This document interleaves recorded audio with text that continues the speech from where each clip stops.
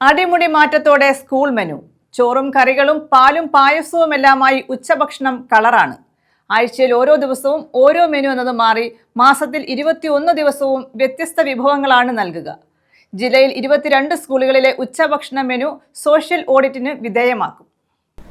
സ്കൂളിലെ ഭക്ഷണ മെനു അടിമുടി മാറുകയാണ്.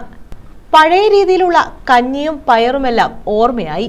ഇപ്പോൾ ചോറും കറികളും പാലും പായസവുമെല്ലാമായി ഉച്ചഭക്ഷണം കളറാണ്. ആഴ്ചയിൽ ഓരോ ദിവസം ഓരോ മെനു എന്നത് മാറി മാസത്തിൽ 21 ദിവസവും വ്യത്യസ്ത വിഭവങ്ങളാണ് നൽകുക. വെറുതെ മെനു പരിഷ്കരിക്കുക എന്നത് മാത്രമല്ല, ഇത് സോഷ്യൽ ഓഡിറ്റിനു കൂടി സർക്കാർ വിധേയമാക്കുകയാണ്.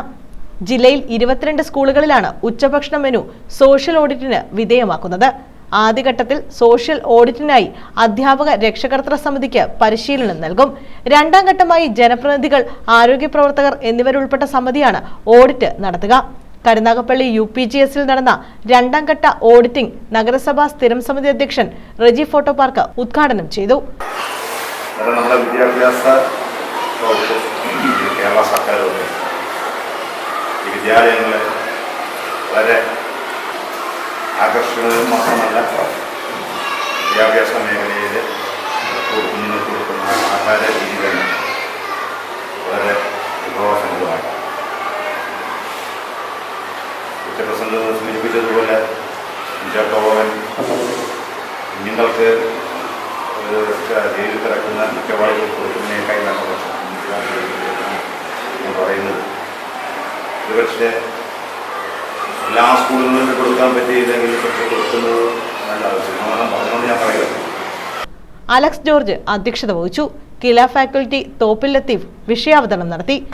സോഷ്യൽ ഓഡിറ്റ് എന്ന് പറയുന്നതിന് കാരണം ഇത് ജനകീയമായി നടപ്പിലാക്കുന്ന ഒരു പദ്ധതിയെ സംബന്ധിക്കുന്ന വിവരങ്ങളുടെ ഒരു അന്വേഷണമാണ്. കുറേ ചോദ്യാവലികളാണ് പ്രധാനമായിട്ടും ചോദിക്കുന്നത്. ആ ചോദ്യത്തിന് ഉത്തരം കിട്ടുമ്പോൾ തന്നെ ഓഡിറ്റിന്റെ പ്രധാനപ്പെട്ട ഭാഗം കഴിയും. ഇത് കുഞ്ഞുങ്ങൾക്ക് കൊടുക്കുന്ന ഭക്ഷണമാണ്. കുഞ്ഞുങ്ങൾ എന്ന് പറയുന്നവരാണ് ഇതിനകത്ത് ഗുണഭോക്താക്കൾ. പക്ഷേ അവരുടെ യഥാർത്ഥത്തിൽ രക്ഷകർത്താക്കളാണ് ഇതിൻ്റെ ഗുണഭോക്താക്കൾ. അവർക്ക് രക്ഷകർത്താക്കളെ ഇവിടെ കൊണ്ടുവന്ന് നമുക്ക് എല്ലാവരെയും കൂടി കാര്യങ്ങൾ ചോദിച്ച് പറയാൻ ഒക്കെ അസൗകര്യമുള്ളതുകൊണ്ടാണ് അവരിൽ നിന്ന് 5 പേരെ തിരഞ്ഞെടുത്ത് നമ്മൾ ഈ ഓഡിറ്റിന് അവരെ കൂടി ഉൾപ്പെടുത്തിക്കൊണ്ട് ഈ പ്രസ്ഥാനം എങ്ങനെ എത്രമാത്രം ഭംഗിയായി നടക്കുന്നു. രക്ഷകർതൃ പ്രതിനിധി ഹാഷിദ് റിപ്പോർട്ട് അവതരിപ്പിച്ചു.